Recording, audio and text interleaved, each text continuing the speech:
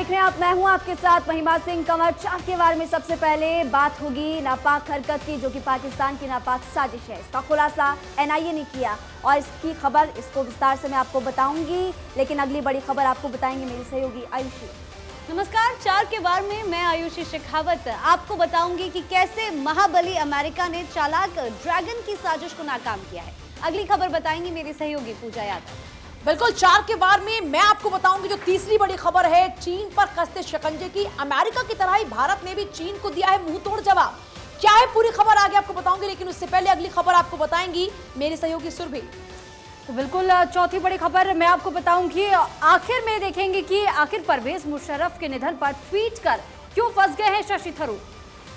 और अब सबसे बड़ी खबर पहले जान लीजिए और मेरी बड़ी खबर बताएंगे मेरे सहयोगी महिमा जी। बिल्कुल, देखिए तो अभी की बड़ी खबर जो निकलकर सामने आ रही है वो आपको बता दें कि पाकिस्तान की हैदराबाद में दरअसल पाकिस्तान ने बड़ी हरकत यहाँ पर की। हैदराबाद में बड़े हमले की साजिश थी और इस हमले की साजिश को नाकाम कर दिया है एनआईए ने।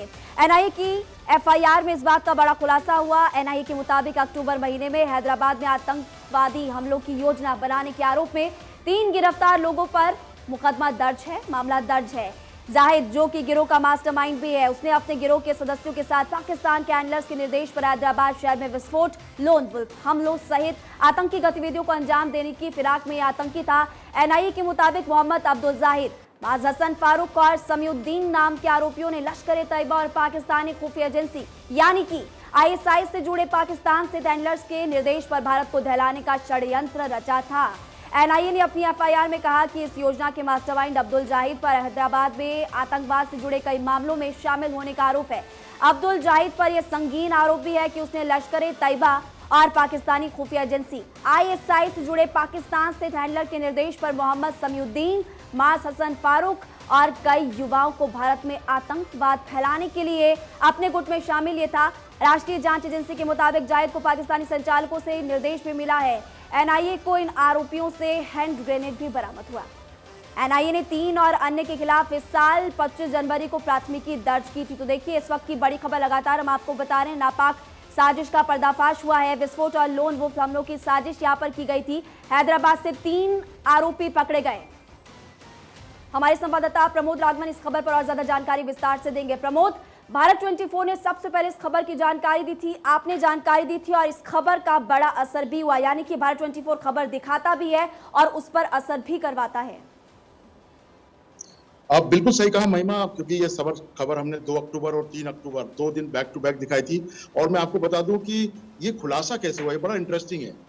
हैदराबाद पुलिस ने जब इनकी गिरफ्तारी करी, सबसे पहले गिरफ्तारी हैदराबाद पुलिस ने की थी जाहिद को, और जाहिद ने जो रिक्रूटमेंट किए थे उन दोनों को। और जब इनसे पूछताछ हुई तो फरतुल्ला गौरी का नाम आया, जिस तरीके से मैंने पहले भी बताया। फरतुल्ला गौरी का नाम आते से गृह मंत्रालय सचेत हुआ, और गृह मंत्रालय जैसे सचेत हुआ जब फरतुल्ला गौरी को एक लंबे समय से बहुत मोस्ट वांटेड है और वो पाकिस्तान में बैठा हुआ और वहां से वो इन लोगों को हैंडल कर रहा था। जाहिद उसके टच में था, जाहिद रिक्रूट कर रहा था तमाम लोगों को। और जैसे ये जानकारी मिली तो गृह मंत्रालय ने, क्योंकि आपको पता होगा कि पुलिस के अपने एक रिस्ट्रिक्शन होते हैं, उनका एक दायरा होता है, उससे ज्यादा वो जांच नहीं कर पाते।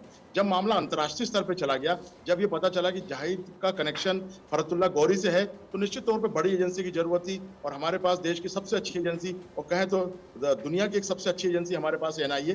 तो गृह मंत्रालय ने फिर एनआईए को एक चिट्ठी लिखी और जिसपे इस पूरे मामले पे कार्रवाई करने को कहा, जांच करने को कहा, जिसके बाद 25 जनवरी को एनआईए ने ये केस अपने हाथ में ले लिया। और अब जो यूएपीए का जो मामला जो दर्ज हुआ है, उससे बिल्कुल साफ है कि एनआईए के पास इतने पर्याप्त सबूत हैं कि देश के विरुद्ध एक बहुत बड़ी साजिश रची जा रही थी। हैदराबाद उनका पहला निशाना था और हैदराबाद के बाद साउथ इंडिया के कुछ और शहर निशाने पे थे, जहां पर ये हैंड ग्रेनेड के साथ, जिसको कहते हैं कि लोन वुल्फ अटैक, कि मतलब एक अकेला आदमी एक भीड़ भाड़ वाले इलाके में जाके जितना ज्यादा से ज्यादा नुकसान पहुंचा सकता है, उसको लोन वुल्फ अटैक कहते हैं। उसके अपने जो भी तरीके होते हैं। तो निश्चित तौर पे ये बहुत बड़ा एक सबसे बड़ी बात, हैदराबाद पुलिस को सफलता मिली। और उसके बाद जैसे ही अंतर्राष्ट्रीय कनेक्शन मिले तो एनआईए इन्वॉल्व हो गया। और निश्चित तौर पे मैं आपको जैसे सुबह भी बता रहा था कि अगले कुछ दिनों में और कई बड़े खुलासे इस नेटवर्क को लेके हो सकता है, क्योंकि इसमें लश्कर इन्वॉल्व है, इसमें आईएसआई इन्वॉल्व है, इसमें और भी स्लीपर सेल्स इन्वॉल्व है।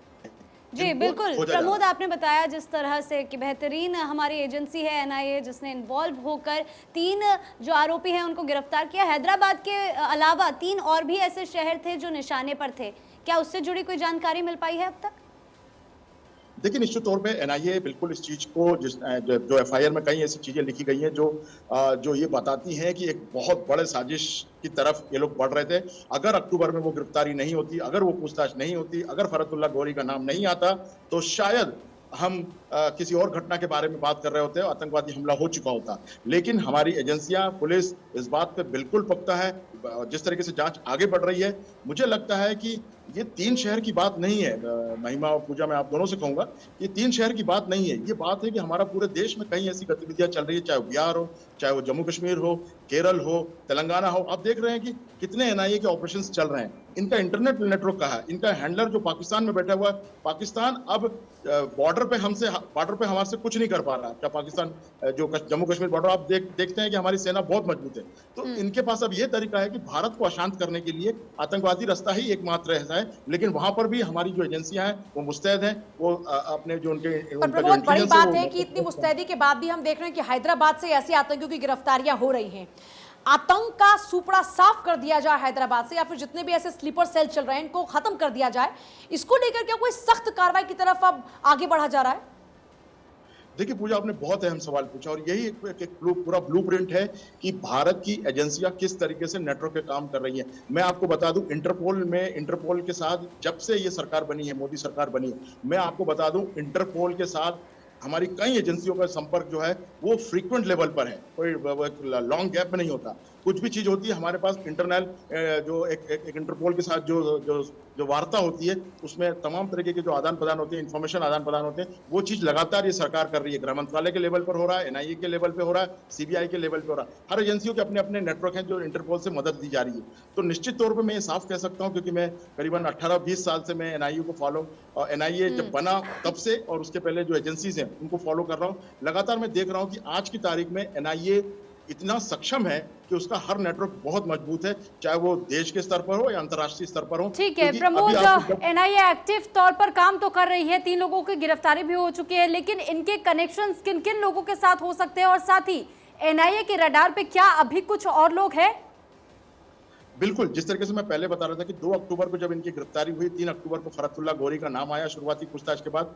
मैं आपको बता दूं, हैदराबाद सहित कुछ और शहरों में भी जो जानकारी मिल रही है, हालांकि मैं शहर के नाम अभी नहीं बता पाऊंगा क्योंकि उसमें कंफर्मेशन की जरूरत है, लेकिन इतनी बात पुख्ता पूरे जिम्मेदारी के साथ कह रहा हूं कि कुछ स्लीपर सेल्स और हैं जिनको जाहिद ने रिक्रूट किया था, और समीउद्दीन और जो फारूक है, जिन दोनों को भी जाहिद ने रिक्रूट किया था। और ऐसे कई लोगों की और जानकारी है एनआईए के पास, लेकिन ये अभी फिलहाल जल्दबाजी होगी कुछ उस बात पर टिप्पणी करना, क्योंकि ये जांच का मामला है। लेकिन निश्चित तौर पे मैं कह रहा हूं कि अगले कुछ दिनों में बिल्कुल आपने सही कहा कि अभी जल्दबाजी में कुछ भी कहना ठीक नहीं, और क्योंकि इस पूरे मामले की जांच लगातार जारी, आप इस बड़ी खबर पर नजर बनाकर रखिएगा। आपसे आगे भी अपडेट लेंगे। जानकारी देने के लिए बहुत बहुत शुक्रिया। अगली बड़ी खबर का रुख करेंगे जो कि अमेरिका और चीन से जुड़ी हुई है, ये आपको बताएंगे मेरी सहयोगी आयुषी। जी बिल्कुल, सबसे पहले आपको बता दूं कि करीब 1 हफ्ते से अमेरिका के ऊपर मंडरा रहे चीन के जासूसी बैलून को यूएस एयरफोर्स ने मार गिराया है। यूएस प्रेसिडेंट जो बाइडेन ने एक्शन लेने का आदेश दिया था, जिसके बाद अमेरिकी F-22 फाइटर पायलट्स ने बैलून पर स्ट्राइक की। बैलून नष्ट हो जाने के बाद बाइडेन ने अपने फाइटर पायलट्स को बधाई दी है, तो वहीं अमेरिका की इस कार्रवाई पर चीन ने कड़ा ऐतराज भी जताया है।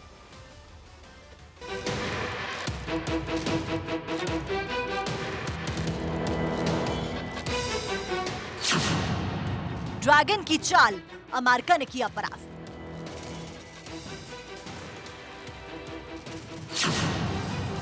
चीन के जासूस पर अमेरिका की एयर स्ट्राइक।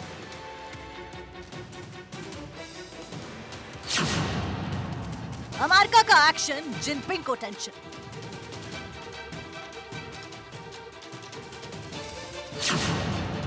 अमेरिका की मिसाइल, जासूसी बैलून धराशायी।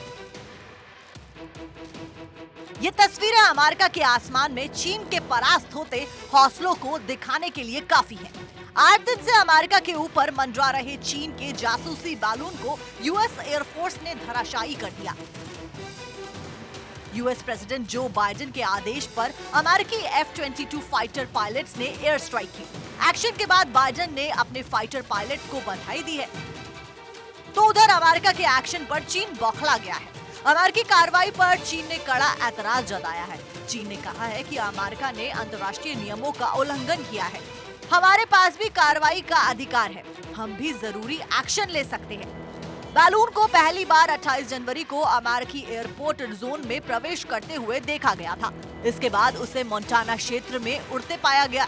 यह अमेरिका का एक एक्सक्लूसिव मिसाइल क्षेत्र है। सेना को शक था कि बैलून जासूसी कर रहे हैं, यहाँ की जानकारियां चीन तक पहुँचा रहे हैं। इसी वजह से उन पर नजर रखी जा रही थी। वहीं शुरुआत से ही चीन जासूसी बैलून की थ्योरी से इनकार कर रहा है। अमेरिका के जासूसी बैलून के दावे को चीन के विदेश मंत्रालय ने बयान जारी कर खारिज किया था। चीन ने दावा किया था कि यह सिर्फ मौसम पर रिसर्च करने वाला एक सैटेलाइट है जो अपना रास्ता भटक गया है। चीन ने सफाई दी है कि उसका किसी भी संप्रभु देश के क्षेत्राधिकार और वायु क्षेत्र का उल्लंघन करने का कोई इरादा नहीं है। हमारा उल्लंघन करने का कोई इरादा नहीं है और हमने कभी भी किसी संप्रभु देश के क्षेत्र या हवाई क्षेत्र का उल्लंघन बिल्कुल नहीं किया है।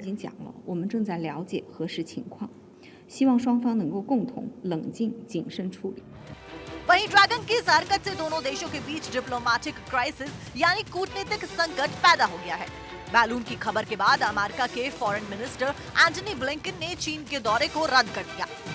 वो 2 दिन के चीन के दौरे पर जाने वाले थे। इस दौरे में व्यापार, ताइवान और मानवाधिकार पर चीन से बातचीत का एजेंडा था।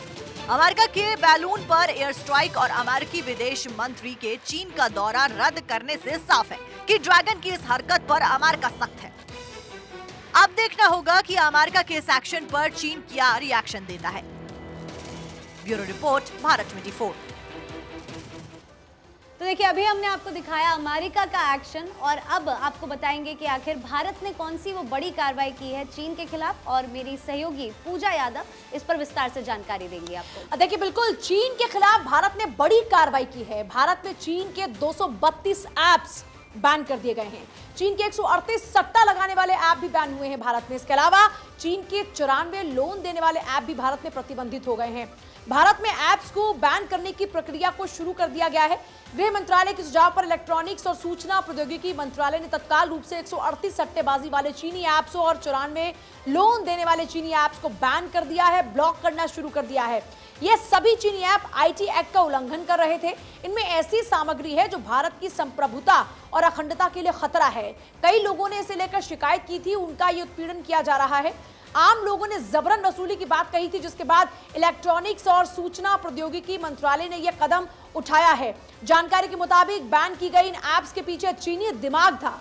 इन ऐप्स का डायरेक्टर भारतीयों को बनाया गया था। आर्थिक रूप से तंग लोगों को ये ऐप कर्ज के जाल में फंसाती थी और फिर कर्ज के ब्याज को 3000% तक बढ़ा दिया जाता था। इनपुट ये है कि गृह मंत्रालय ने करीब 6 महीने पहले लोन देने वाली 28 चीनी ऐप का विश्लेषण करना शुरू किया और फिर सामने आया कि ऐसे 94 ऐप हैं जो लोन देते हैं, लोगों का शोषण करते हैं। इनमें से कुछ ऐप ई स्टोर्स पर उपलब्ध थे और कुछ थर्ड पार्टी लिंक के जरिए काम करते थे।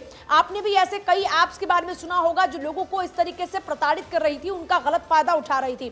कैसे काम करते थे ये ऐप, जरा ये भी समझिए, और किस तरह भारतीयों को ये अपने जाल में फंसाया करते थे। पूरी जानकारी न्यूज रूम से दे रहे हैं हमारे सहयोगी करुण कुमार। भारत सरकार ने एक बार फिर से चाइनीज ऐप पर सर्जिकल स्ट्राइक की है। जी हां, भारत सरकार ने 232 चाइनीज ऐप्स को बैन करने का फैसला किया है और इनमें से 138 बेटिंग ऐप्स हैं और साथ ही साथ 94 जो हैं वो लोन ऐप्स हैं।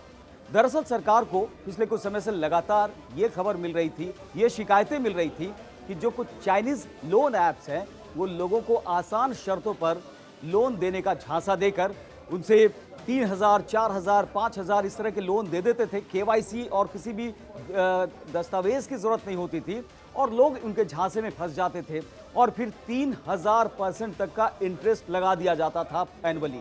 समझिए कि 3000 रुपये अगर किसी ने इंटरेस्ट लिए होते हैं तो 3 लाख रुपए तक की वसूली की जाती थी।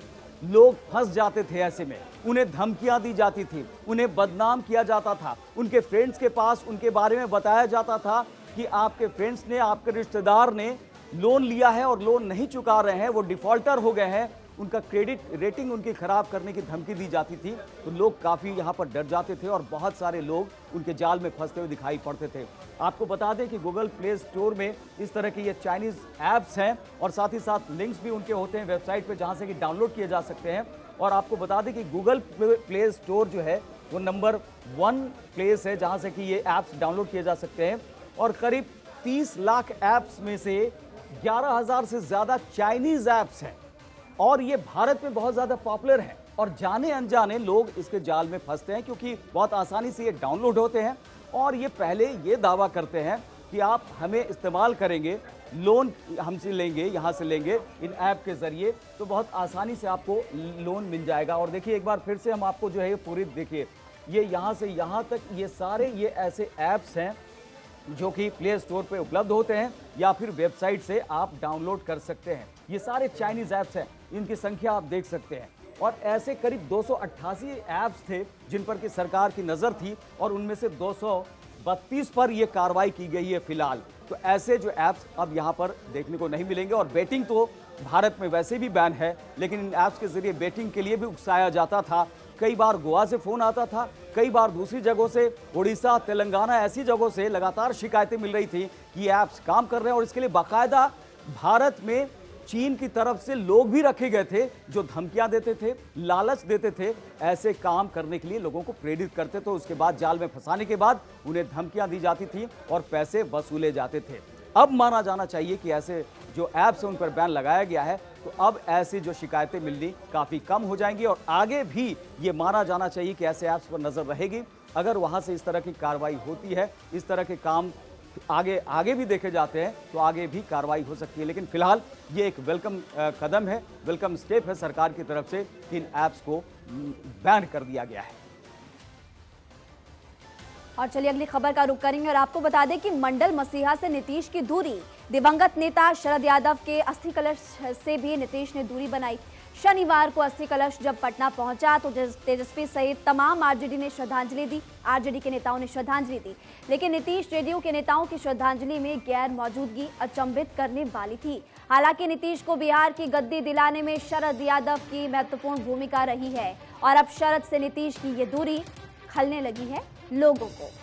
मंडल कमंडल की राजनीति के दौरान शरद ने बढ़ चढ़कर निभाया और अपना राजधर्म उन्होंने निभाया था और लालू को बिहार की सत्ता से हटाने के लिए भी नीतीश ने दरअसल अभियान छेड़ा था।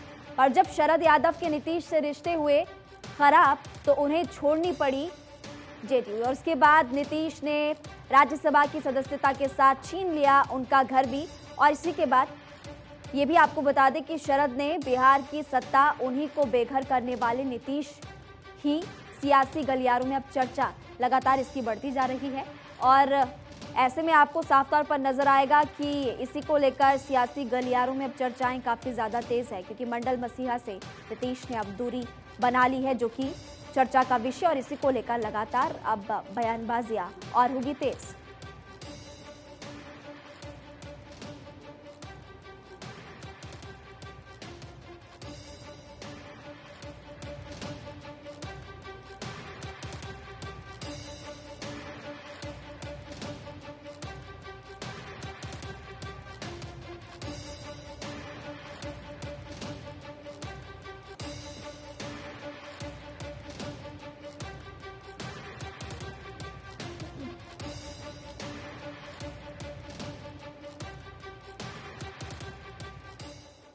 केंद्रीय मंत्री अर्जुन राम मेघवाल रायपुर पहुंचे। इस मौके पर अर्जुन राम मेघवाल ने 1 फरवरी को जारी बजट को लेकर चर्चा की। केंद्रीय मंत्री ने बजट की बारीकियों पर चर्चा करते हुए कहा कि बजट सभी के हित को ध्यान में रखकर बनाया गया है। ये बजट देश को ग्लोबल लीडर बनाने वाला बजट है। जिनको आलोचना करनी है वो करते रहेंगे। मैं तो संसद में भी देखता हूं उनको और मुझे लगता नहीं है कि वो कोई गंभीर चिंतन करके कोई आलोचना करते हैं। उनको अमृतकाल के अगेंस्ट में कोई शब्द ढूंढना था तो ढूंढ लिया। देश तो मना रहा है ना आजादी का अमृत महोत्सव। जब आजादी का अमृत महोत्सव मनाया हर घर तिरंगा, मोदी जी की अपील पर सबने नहीं मनाया क्या? ये अमृतकाल ही है और इस कालखंड में भारत विकसित राष्ट्र बनेगा, निश्चित रूप से बनेगा।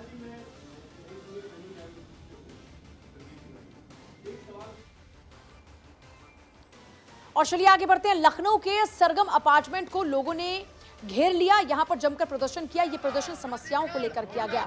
लोगों ने एलईडी के खिलाफ जमकर नारेबाजी की और ये कहा कि अगर उनकी मांगों को नहीं माना गया तो तो वो प्रदर्शन और तेज करेंगे। अपार्टमेंट में जो समस्याएं हैं उन्हीं को लेकर अब यहाँ पर ये हंगामा किया जा रहा है। लखनऊ डेवलपमेंट अथॉरिटी के खिलाफ में ये प्रदर्शन लोगों का जारी है। लोगों के हाथ में तख्तियां भी आप देखेंगे और यहाँ पर कई स्लोगन्स के साथ में लोग खड़े हुए हैं।